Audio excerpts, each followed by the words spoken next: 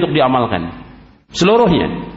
Baik hubungan kita dengan Allah SWT kita perbaiki, kemudian juga hubungan kita dengan manusia. Dan manusia yang pertama yang harus kita berbuat baik adalah orang tua kita setelah Rasulullah SAW. Itu perhatikan itu. Amalkan dari apa yang sudah disampaikan. Kemudian yang ketujuh, dakwakan. An-nashru. Dakwakan. Artinya ilmu itu yang sudah kita fahami, sudah kita amalkan, kemudian kita dakwakan. Yang pertama kali kita dakwakan kepada keluarga kita. Tapi dakwah kepada keluarga kita ya dengan cara yang baik. Sebab asal dalam dakwah ar-rifq wal lin. Lemah dan lembut asal dalam dakwah itu. Kita usahakan dakwah dengan lemah lembut kepada orang tua kita, kepada istri kita, kepada anak kita, kepada kakak, kepada adik, agar mereka faham tentang Islam ini. Mereka tahu tentang Quran was sunnah menurut pemahaman para sahabat, dan mereka dapat mengamalkan sebagaimana kita mengamalkan. Artinya kita juga berusaha mengamalkan, mereka juga berusaha mengamalkan, dan amal kita harus ikhlas karena Allah, dan amal kita harus sesuai dengan Rasulullah SAW, ittiba' kepada Rasulullah sallallahu alaihi wa ala alihi wasallam. Ikhwan fillah, a'azakumullah. Itu adab yang disebutkan oleh Imam Ibnu Abdul Barr dalam kitabnya Jami' Bayanil Ilmi wa Fadlih, yang dinukil dari perkataan Imam Sufyan Ats-Tsauri dan Imam Abdullah Ibn Al-Mubarak rahimahumullahu al-jami'. Kemudian ikhwan fillah, na'azakumullah, yang harus Anda perhatikan lagi juga dalam talabul ilmi, harus kita ini sabar. Dalam talabul ilmi tidak boleh isti'jal, tidak boleh terburu-buru, sabar. Daurah kita alhamdulillah insyaallah diadakan selama 3 hari. Dari mulai pagi tadi sampai insyaallah Senin sore. Antum sabar, jangan terburu-buru. Sabar supaya antum bisa mendapatkan ilmu yang bermanfaat. Dan ini belum seberapa kalau dibandingkan para ulama terdahulu. Para ulama terdahulu untuk mendapatkan ilmu syar'i mereka berjalan siang dan malam untuk mencari satu hadis. Dan tidak seperti ini, ada tempat yang enak, makan disediakan. Zaman dulu sulit. Mereka mau berjalan untuk ilmu, mereka harus bawa bekal. Dan perjalanan tidak gampang seperti sekarang ini. Di saat musim panas lebih dari 40 derajat. Di saat musim dingin ya kurang dari 0. Tapi mereka tempuh perjalanan itu karena mengharapkan wajah Allah SWT. Mereka belajar, tidak lelah, tidak letih, terus mereka berjuang untuk mendapatkan ilmu syar'i sampai Allah abadikan mereka. Artinya Allah menyebutkan tentang keutamaan mereka, kemudian juga para ulama menyebutkan tentang mereka dalam kitab-kitab siyar. Biografi para ulama bagaimana kita lihat? Nah, Allah menyebutkan tentang orang-orang terdahulu, para nabi dan rasul. Kemudian Nabi juga menyebutkan tentang keutamaan orang-orang yang berilmu. Kemudian kita lihat bagaimana sejarah menyebutkan tentang keutamaan para ulama.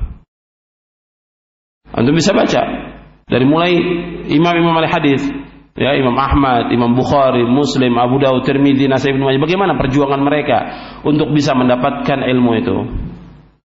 Seperti Imam Baqi bin Makhlad itu berjalan kepada Imam Ahmad dari Spanyol sampai ke Baghdad untuk mendapatkan ilmu. Jalan kaki dari Spanyol sampai ke Baghdad.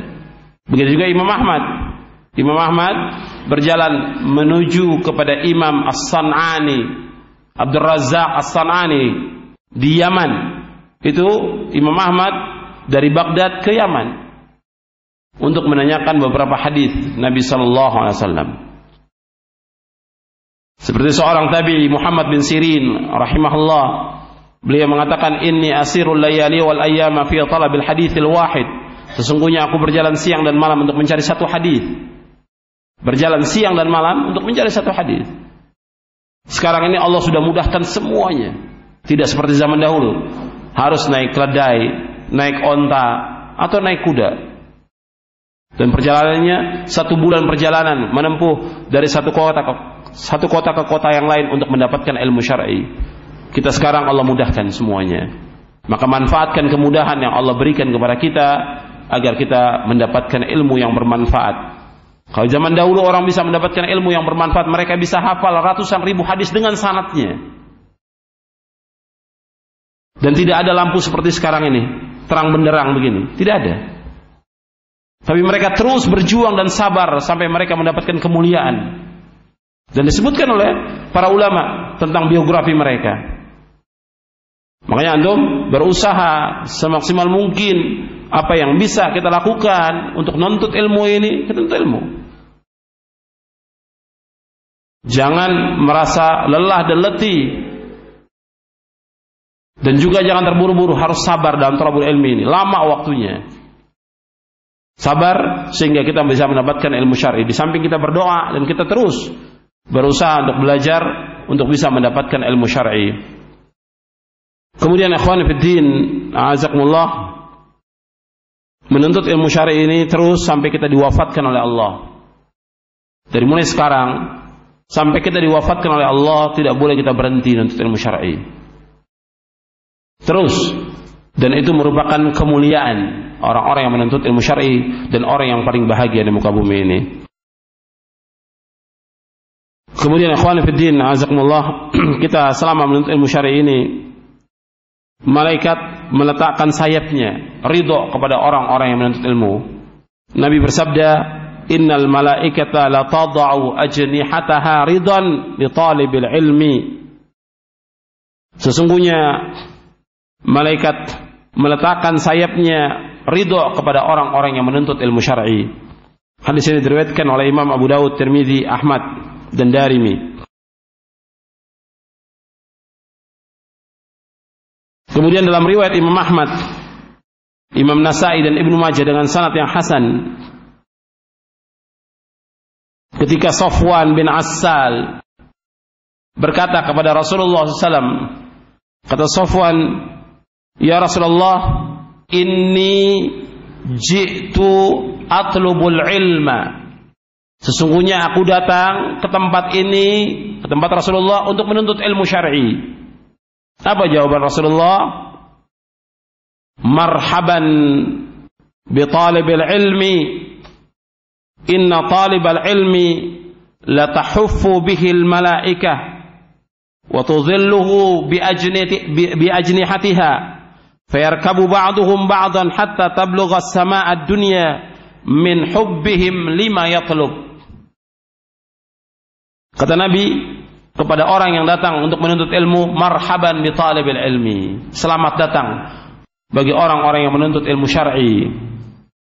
Sesungguhnya orang yang menuntut ilmu syar'i akan dikelilingi oleh malaikat, dikelilingi oleh malaikat, dan akan dinaungi oleh sayap-sayap malaikat.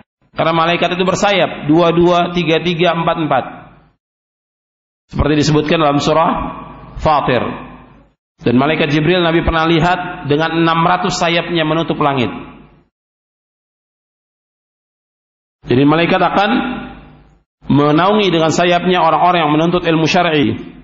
Dan mereka menyusun, artinya mereka naik sebagian kepada sebagian yang lain sampai kepada langit dunia.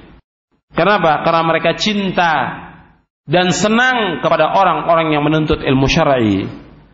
Hadis ini diriwayatkan oleh Imam Ahmad dalam musnadnya di juz yang keempat.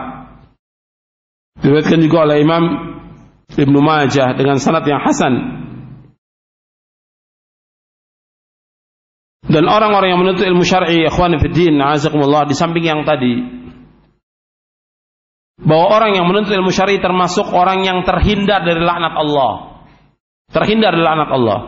Dunia ini dan seisinya dilaknat oleh Allah, kecuali orang-orang yang menuntut ilmu syar'i. Nabi SAW bersabda, an Abi Hurairah radhiyallahu an, qala Rasulullah sallallahu alaihi wa ala alihi wasallam, inna dunya mal'unatun mal'unun ma fiha illa dzikrullah wa ma wala wa 'aliman wa muta'alliman. Rawahu Tirmidzi wa qala haditsun hasan. Dari Abi Hurairah radhiyallahu an, Ia berkata, telah bersabda Rasulullah sallallahu alaihi wasallam,